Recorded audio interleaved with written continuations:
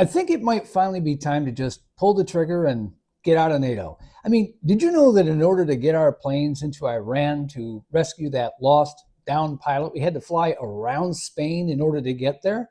Yeah, you heard me right. Spain, a NATO ally, wouldn't let us use their airspace to speed up our mission to save an American troop. We had to fly around it.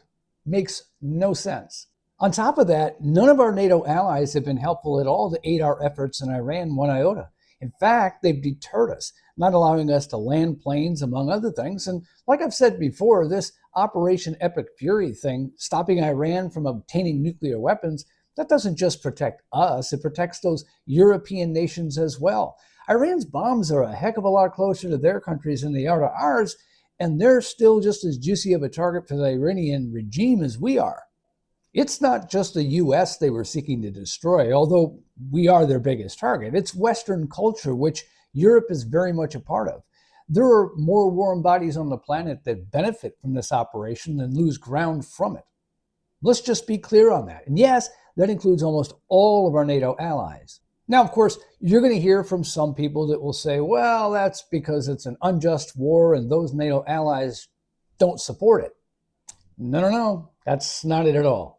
You see, the thing is, just like most affairs when it comes to NATO, the United States usually gets burdened with most of the heavy lifting. It's our money, it's our resources, it's our military strength, it's our troops. Our allies can just sit back and maybe give a small hand here and there and root for us, but that's it. And now, nothing. Trump said the other day that Mark Rutte, the head of NATO, said they'd help him after he wins. After he wins? Trump laughed and said, I won't need your help then. What Rutte means is, well, they'll help us coordinate with the new regime to build or provide other resources, maybe give us some space in Europe that we can base up at or whatever. But again, that's after the fact.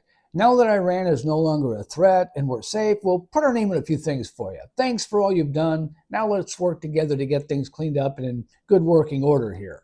That's not how this is supposed to work. No, we asked for a little hand from NATO, and they essentially waved their middle finger at us. Yet they still want us to respect them, to respect the organization. I was watching a Ted Nugent podcast recently, and while his comment was in regard to something else entirely, it still stands. Respect is earned, he said. It's not like we divvy it out like DEI or food stamps for sperm whales potting into Walmart buying Mountain Dew by the vat. A bit over the top, but hey, that's Ted Nugent, right? That's kind of why we love him. People get all up in arms when Trump says we need to get out of NATO. They get up in arms when I side with him. But that's because I think people have a false sense of what NATO actually is. It had its day. There was a time when NATO made some sense and was even useful. Nations coming together and working toward a common world goal, that's a good thing. When it works, of course, and when those nations are actually working together. It's sort of like unions. You know, there was a time when they were necessary and even useful to employees. Now they're really just in the way. And that's what's become of NATO as well. They're just in the way. We had to fly around Spain to save an American life. Let that sink in. What message does that send to us? What message should that send to us? And what if Spain ever needs our help? What should we do then? Help them or turn a blind eye, sort of like they did to us? Even if Spain were to say, we don't support the war, and honestly, I don't know what Spain's actual position is on it. And for the purpose of this discussion, it really doesn't matter. The message from them was all too clear. Figure it out, but leave us out of it.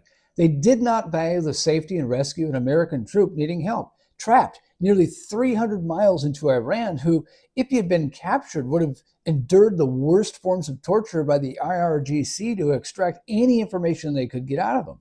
Should that be a coffin nail for our future with NATO? It's one of many questionable things that have happened, by the way, over decades. If Trump does decide to pull out of NATO, I'll support that. I've had enough of America being there for other countries and then constantly being given the cold shoulder when we ask for some help.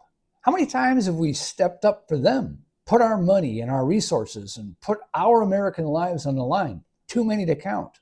Again, NATO did serve a purpose once. At one time, it did make sense, but anymore, it's been reduced to a do-nothing organization that relies on U.S. strengths and really takes advantage of us at every turn. And we see where that gets us, don't we? Go around.